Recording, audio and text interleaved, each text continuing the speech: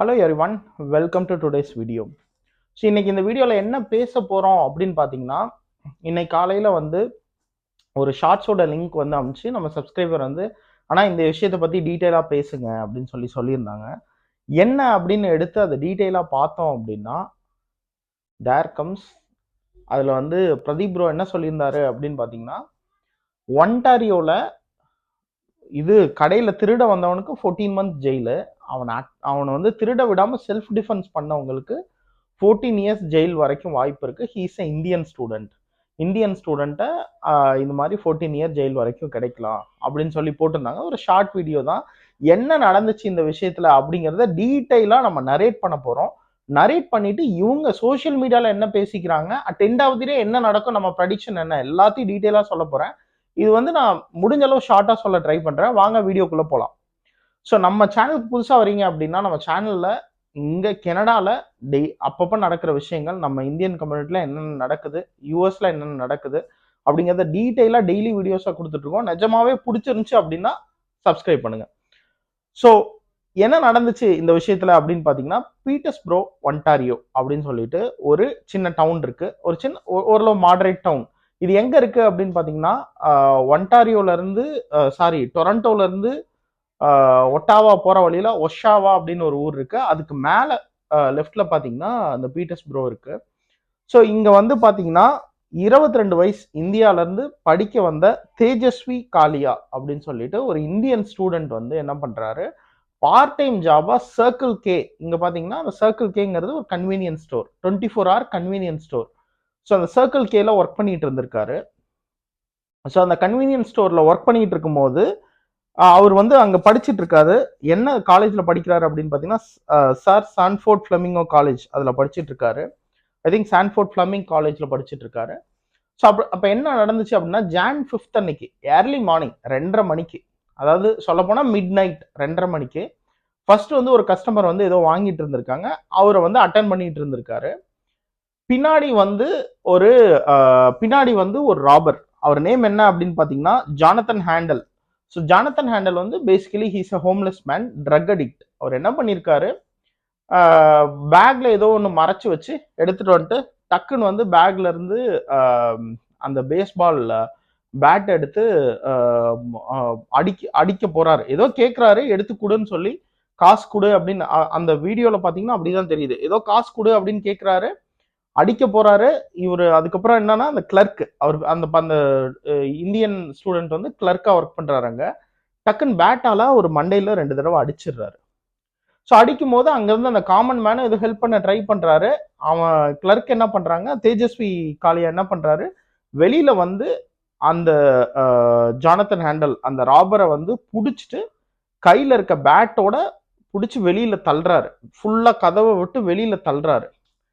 தள்ளிட்டு வெளியில வந்து, அதாவது இந்த வாக்வேன்னு சொல்லுவாங்க இல்லையா, வெளியில வந்து என்ன பண்றாரு, தலையிலேயே 2 அடி வேகமா வச்சிடுறாரு. ஸோ வச்ச உடனே என்ன பண்றாங்க, இவர் தான் தேஜஸ்வி காளியா தான் வந்து ஃபோன் பண்றாரு 911க்கு. ஃபோன் பண்ணி இந்த இன்சிடென்ட்டை ரிப்போர்ட் பண்றாரு. போலீஸ் வராங்க. வந்துட்டு அடிபட்டிருக்காருக்கு, பயங்கரமா அடிபட்டுருச்சு. ஸோ அவரை வந்து ஹாஸ்பிட்டலுக்கு அனுப்பிச்சிட்டு இவர் தேஜஸ்வி காளியாவுக்கு வந்து ஆம்புலன்ஸ்ல வந்து அவர் அசஸ் பண்றாங்க. அசஸ் பண்ணிட்டு அவருக்கு பெரிய காயம் இல்லை, ஆனால் அடிபட்டிருக்கு அப்படின்னு பார்த்துட்டு பேசிக்கா ஃபர்ஸ்ட் எய்ட் ட்ரீட்மெண்ட் கொடுத்துட்டு போயிடுறாங்க. ஸோ இதுதான் நடந்தது. அதுக்கப்புறம் ஜனவரி 9 போலீஸ் வந்து ஒரு ப்ரெஸ் மீட் வைக்கிறாங்க.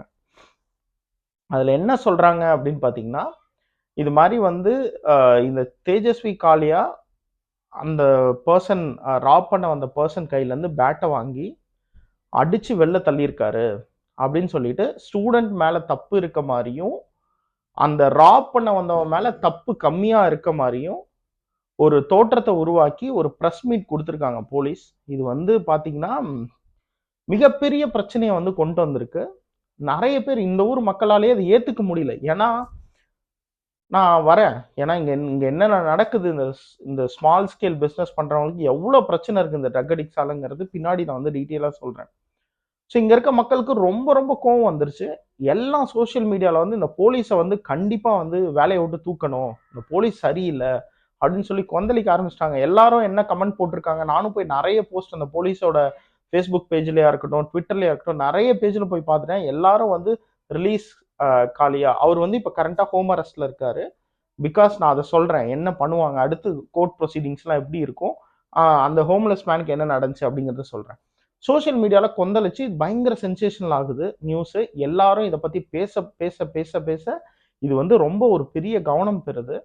ஸோ இப்போ என்ன நடந்துச்சு, அந்த ஹோம்லெஸ் மேன் என்ன பண்ணியிருக்காரு அப்படின்னு பார்த்தீங்கன்னா, அந்த ஹோம்லெஸ் மேன் அக்செப்ட் பண்ணிட்டான். நான் திருட தான் வந்தேன் அப்படின்னு அக்செப்ட் பண்ணிட்டு, அவங்களுக்கு என்ன, ஹோம்லெஸ்ஸாக இருக்க, ட்ரக் அடிக்டாக இருக்காங்க, அதுக்கு ஜெயிலில் போய் இருந்துட்டு வந்துடலாம், அவ்வளோதான். ஸோ அவங்களுக்கு இதை அக்செப்ட் பண்ணதுனால, திருட போனதை அக்செப்ட் பண்ணதுனால 14 மந்த்ஸ் ஜெயில், 14 மாசம் ஜெயில் அவருக்கு. தேஜஸ்வி என்ன பண்றாரு, தேஜஸ்வி காளியா என்ன பண்றாருன்னா, எனக்கு வந்து எனக்கு இந்த ஊர் ரொம்ப பிடிச்சிருக்கு, இந்த ஊர்ல இருக்க மக்கள் எனக்காக வந்து பேசுவாங்க, நான் வந்து இதை கோர்ட்ல பார்க்க போறேன் இந்த சார்ஜ் அப்படின்னு சொல்லிட்டு கோர்ட்ல கேஸ் போடுறாங்க. அவருக்கு வந்து ஒரு லோக்கல் அட்டானி ஒருத்தவங்க சப்போர்ட் பண்றாங்க, இந்த ஊர் அட்டானி.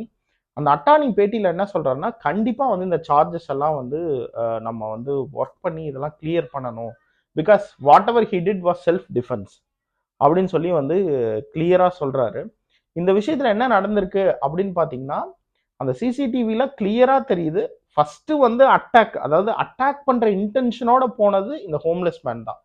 ஸோ இங்க வந்து பொதுவா பாத்தீங்கன்னா, இந்த கேஸ் எல்லாமே 14 இயர் வரைக்கும் அவருக்கு ஜெயில் கிடைக்கும் அப்படிங்கிறது உண்மைதான் அந்த பையனுக்கு. பட் என்ன அப்படின்னா, ரியலாவே அவரோட இன்டென்ஷன் வந்து அந்த ஹோம்லெஸ் மேனை அடிச்சு அந்த அளவுக்கு வந்து மர்டர் அளவுக்கு அக்ரிவேட்டட் அசால்ட் பண்றதுக்கு அந்த பையனோட எண்ணம் இருந்துச்சா அப்படிங்கறத ப்ரூவ் ஆச்சுன்னா மட்டும்தான் 14 years. So up to 14 years தான்.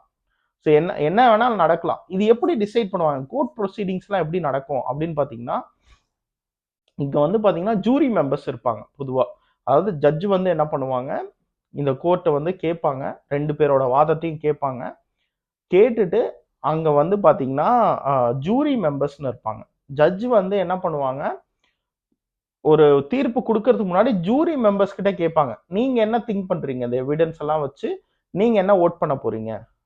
ஸோ அவங்க அவங்க சொல்லணும், இல்ல அவன் நிரபராதி தான், இல்ல அவன் மேல தப்பு கிடையாது, இல்ல மைனரா தப்பு இருக்கு பட் பெரிய தப்பெல்லாம் பண்ணல, அக்ரிவேட்டட் அசால்ட்லாம் பண்ணல, இப்படிங்கிறது எல்லார்கிட்டையும் கேட்டுட்டு அவங்களோட ஓட்டிங்கை வச்சு அவங்களோட ஓட்டிங்கும் ஒரு இன்ஃப்ளூயன்ஸ் பண்ணும் ஜட்ஜோட மைண்ட். ஸோ அதுக்கப்புறம் தான் தீர்ப்பு சொல்லுவாங்க. இது கண்டிப்பா வந்து 14 இயர் ஜெயில் போகிறதுக்கு வாய்ப்பு இல்லை. ஒரே ஒரு பிரச்சனை என்ன அப்படின்னா, இதுல என்ன எல்லாருமே பொதுவா சொல்ல வராங்க அப்படின்னு பாத்தீங்கன்னா, அந்த ராபர் வந்து அவரோட இன்டென்ஷன் என்னன்னா, இந்த பையனை அடிச்சு அந்த காசு எடுத்துட்டு போகணுங்கிறது அந்த ராபரோட இன்டென்ஷன். விச் மீன்ஸ் அவன் இன்டென்ஷனலா பேட் எடுத்துட்டு அடிக்க வந்தது அந்த ராபரோட பிரச்சனை. பட் அந்த ஸ்டூடெண்ட்டுக்கு எந்த இன்டென்ஷனும் கிடையாது. இந்த ஹோம்லெஸ் மேன் வந்துட்டு அவனை அடிச்சு துரத்தணுங்கிறது அவனோட இன்டென்ஷனே கிடையாது. தேஜஸ்வியோட இன்டென்ஷன் அது கிடையாது. அப்படிங்கும்போது இன்டென்ஷனலா பண்ணாதான் அக்ரிவேட்டட் அசால்ட், மர்டர் அசால்ட்னு போட முடியும். ஹி டிடன்ட் டூ எனிதிங் இன்டென்ஷனலா பண்ணல. அவர் என்ன பண்ணாருன்னா, அடிச்ச உடனே அந்த ஒரு நம்ம எல்லாருக்குமே இருக்கும் இல்லையா, ஒரு பிரச்சனையில வந்து டக்குன்னு நமக்கு தெரியாம யாரோ அடிக்கிறாங்க அப்படிங்கும்போது அந்த ஒரு ரியாக்ஷனுக்கு ஆப்போசிட் ரியாக்ஷன் பண்ணுவோம் இல்லையா, அந்த மாதிரி தான் வந்து தேஜஸ்வி பண்ணியிருக்காரு அப்படிங்கிறது அப்படிங்கிறது சோஷியல் மீடியால எல்லாரும் பேசிக்கிறாங்க. இது வந்து ஜூரி வந்து என்ன டிசைட் பண்ணுவாங்க, இந்த கோர்ட் வந்து ப்ரொசீடிங்ஸ் போன அப்புறம் கண்டிப்பா டீட்டெயிலா இந்த கோர்ட்ல இந்த கேஸ்ல என்ன தீர்ப்பு கொடுக்குறாங்கிறத கண்டிப்பா பார்ப்போம். ஸோ இப்போ வந்து நம்ம என்ன பேச போறோம் அப்படின்னா, இந்த கிளியரா இந்த விஷயம்லாம் நடந்துச்சு இல்லையா, ஜான் 5 நடந்துச்சு. அதுக்கப்புறம் இந்த பையனால வேலைக்கு போக முடியல, ஹோம் அரெஸ்ட்ல இருக்கான், வீட்லயே தான் இருக்காங்க. ஸோ அவங்க வந்து அந்த அந்த ஹோம்லெஸ் மேனை வந்து பார்த்தீங்கன்னா ஜெயிலில் போட்டாங்க. ஸோ இவர் வந்து வீட்லயே தான் இருக்காரு. வீட்டில் இருந்துட்டு ஒர்க் பண்ண முடியல. இவர் இந்த கேஸில் நிரபராதி நிரூபிச்சா மட்டும்தான் வெளில வர முடியும். இப்போ ஃபர்ஸ்ட் விஷயம், இவ்வளோ நாள் வீட்டில் இருக்காரு, அவருக்கு காசு யார் கொடுப்பாங்க? ஸோ அவரோட வேஜ் போயிருச்சு, அவருக்கு வேலை வேலை இல்லாமல் இருக்காரு. அப்படிங்கும்போது அவருக்கு யார் வந்து சேலரி பே பண்ணுவாங்க? ஃபர்ஸ்ட் விஷயம். ரெண்டாவது விஷயம் என்ன அப்படின்னு பார்த்தீங்கன்னா, அவர் ஒரு அட்டானி வச்சு வந்து கண்டிப்பா வந்து ப்ரூவ் பண்ணணும். எனக்கு தெரியல. ஏன்னா வந்து அந்த கம்யூனிட்டில நெறைய பேர் சப்போர்ட் பண்றாங்க அவருக்கு.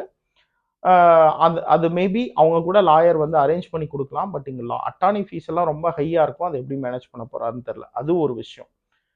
அடுத்த விஷயம் என்ன அப்படின்னு பார்த்தீங்கன்னா, இந்த ஹோம்லெஸ் மேன் வந்து இந்த ஹோம்லெஸ்ஸா இருக்கவங்க வந்து நெறைய பேர் வந்து ட்ரக் அடிக்ட்ஸா இருக்காங்க. அது உண்மதான். அந்த ட்ரக் அடிக்ட்ஸா இருக்கவங்க வந்து அவங்க பண்ற அந்த அட்டூழியம்லாம் ரொம்ப ரொம்ப ஓவரா இருக்கு. சில கமெண்ட்ஸ்லாம் போய் பார்த்தா, நான் வந்து ஒரு ஸ்மால் பிசினஸ் ரன் பண்ணிட்டு இருக்கேன். என்னோட கடைக்கு வந்து திருட வந்தாங்க. நான் அ இந்த நம்பர் அதாவது வந்து கார் நம்பர்லேருந்து எல்லாத்தையுமே நோட் பண்ணி குடுத்தேன் போலீஸ் கிட்ட. அப்படி இருந்தும் போலீஸ் எந்த ஆக்ஷனும் எடுக்கல. ஏன்னா, நான் உங்கள்ட்ட ஏற்கனவே சொல்லியிருக்கேன். இங்க வந்து $5000க்கு மேல போனா தான் அது ஒரு பெரிய விஷயமா கன்சிடர் பண்ணுவாங்க. $5000 கீழ ஏதாவது திருட்டு நடந்துச்சுன்னா, அது ஒரு பெரிய விஷயமா கன்சிடர் பண்ண மாட்டாங்க. சம்டைம் போலீஸ் அந்த இத ப்ரொசீடே பண்ணிக்க மாட்டாங்க. என்ன சொல்லுவாங்கன்னா, "உன்கிட்ட தான் இன்சூரன்ஸ் இருக்குல்ல, கிளைம் பண்ணிக்கோ" அப்படின்ட்டு போயிடுவாங்க. ஸோ, இப்ப இங்க கார் தெஃப்ட் எல்லாம் கார்ல அந்த உடைச்சு கார் பிரேக் இன் பண்றாங்க இல்லையா? அவங்கலாம் தைரியமா பண்ணுவாங்க. ஏன்னா, அதெல்லாம் ஒரு சின்ன பிரச்சனை. அதெல்லாம் மாட்டுனா சும்மா 2 மாசம் ஜெயில் போயிட்டு வந்துடலாம். அப்படிங்கிறனால, இங்க என்ன அப்படின்னா, அந்த சின்ன சின்ன திருட்டு, இல்ல சின்ன சின்ன அதாவது இப்ப எனக்கு இன்னும் ஒரு 4 நாளைக்கு ஏதாவது பொருள் வேணும், சிகரெட் வேணும், இல்ல எனக்கு வேணும் அப்படின்னா, போய் அடிச்சு புடுங்கிட்டு வந்துட்டா, என் மேல பெருசா கேஸ் வராது. அப்படிங்கும்போது அந்த ஒரு 4 நாள் நான் வந்து கடத்திடலாம். அந்த மாரி நெறைய பேருக்கு மைண்ட் செட் வந்துருச்சு. சின்ன சின்ன பிரச்சனை பண்ணா போலீஸ் வந்து புடிக்கிறதில்ல. ஸோ பெரிய பெரிய ப்ராப்ளம்னா மட்டும் தான் அத வந்து கேஸா எடுத்துட்டு போயி அத வந்து இன்வெஸ்டிகேட் பண்ணி பண்றாங்க. ஸோ இதனால இப்ப என்ன அப்டின்னா, அங்க இருக்க மக்களுக்கு வந்து அந்த அ பீட்டர்ஸ்பரோ அந்த அ ஊரோட போலீஸ் டிபார்ட்மெண்ட் மேல கொள்ள வெறியில இருக்காங்க. என்ன அப்டின்னா, அது எப்படி வந்து இன்டென்ஷனலா அடிக்க வந்தவனுக்கு 14 மந்த்ஸ் ஜெயிலு.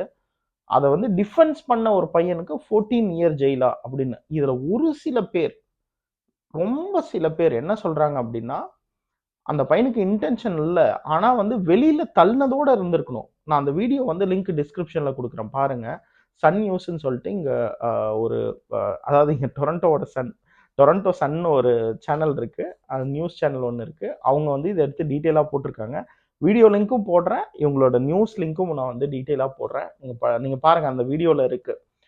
அந்த பையன் பண்ண ஒரே தப்பு என்ன அப்டின்னா, அடிக்கும்போது புடிச்சு வெளில தள்ளினது ஓகே. வெளியில போய் வேகமா அடிச்சுட்டாரு. அத பார்க்கும்போது maybe some juries might think ஆமா, கொஞ்சம் வந்து அ அது வந்து கொஞ்சம் மூர்க்கத்தனமா இருந்துச்சுன்னு திங்க் பண்ணலாம். அந்த வீடியோ பார்க்குற என் கண்ண வச்சு சொல்றேன். நெறைய பேர் அங்க ஒப்பீனியன் ஒரு சில பேர் very few people put that comment. I don't know what gonna happen. So இதுதான் இந்த விஷயத்துல நடந்துச்சு. End to end I think கரெக்ட்டா வந்து நான் நரேட் பண்ணிட்டேன்னு நெனைக்கிறேன். ஸோ இந்த விஷயத்துல ஃபர்தரா என்ன நடக்குது அப்படிங்கிறது ஒரு சின்ன வீடியோவோ இல்ல ஷார்ட்ஸ்ல நான் அப்டேட் பண்றேன். இந்த தீர்ப்பு வரட்டும். பட் ஆனா அந்த எல்லாரும் சொல்றாங்க இல்லையா? 14 மந்த்ஸ் ஜெயில் திருட வந்தவனுக்கு, திருட்ட தடுக்க செல்ஃப் டிஃபென்ஸ் பண்ணவங்க 14 இயர் ஜெயிலுங்கிறது உண்மை கிடையாது. அப் டூ 14 இயர் வரைக்கும் குடுக்கலாம்.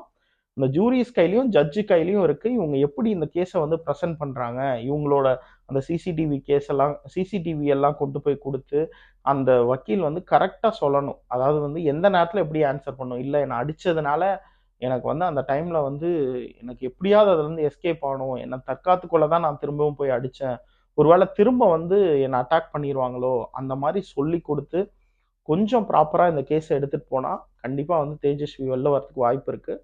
ஸோ நெறைய பேர் வந்து free that student he need life அப்படின்னு நெறைய பேர் சொல்றத பார்க்க முடியுது. ஸோ இவங்களுக்கே வந்து பார்த்தீங்கன்னா, அ இந்த ஒரு தாட் ப்ராசஸ் இருக்கு. இருந்தாலும் வந்து எனக்கு இந்த போலீஸ் மேல பெரிய வருத்தம் தான். என்ன அப்டின்னா, அ ஒரு இந்த பர்ட்டிகுலர் விஷயத்துல வந்து ஒருதல பட்சமா இருந்துட்டாங்களோன்னு தோணுது. பட் ஆனா போலீஸ் என்ன சொல்றாங்கன்னா, ஃபுல் வீடியோ பாருங்க. பார்த்தீங்கன்னா, நீங்க அஸ் அ போலீஸா நீங்க திங்க் பண்ணீங்கன்னா, அந்த பையன் அடிச்சது தப்பு. அதனால தான் வந்து நாங்க அக்ரிவேட்டட் அசால்ட்ன்னு போட்டிருக்கோம். அப்படின்னு அவங்க சொல்றாங்க. என்ன நடக்க போகுதுன்னு தெரியல. இந்த கேஸ் முடியட்டும். இத பத்தி டீட்டெயிலா நம்ம பேசலாம். இந்த விஷயத்துல என்ன நடந்துச்சுன்னு உங்கள்ட்ட தெரிவிக்கணும்னு தான் இந்த வீடியோ. கண்டிப்பா வந்து இந்த வீடியோ உங்களுக்கு புடிச்சிருக்கும்னு நெனைக்கிறேன். புடிச்சிருந்துச்சுன்னா மறக்காம like, share, comment and subscribe பண்ணிருங்க. இன்னொரு வீடியோல மீட் பண்ணுவோம். Until then by from Tamil.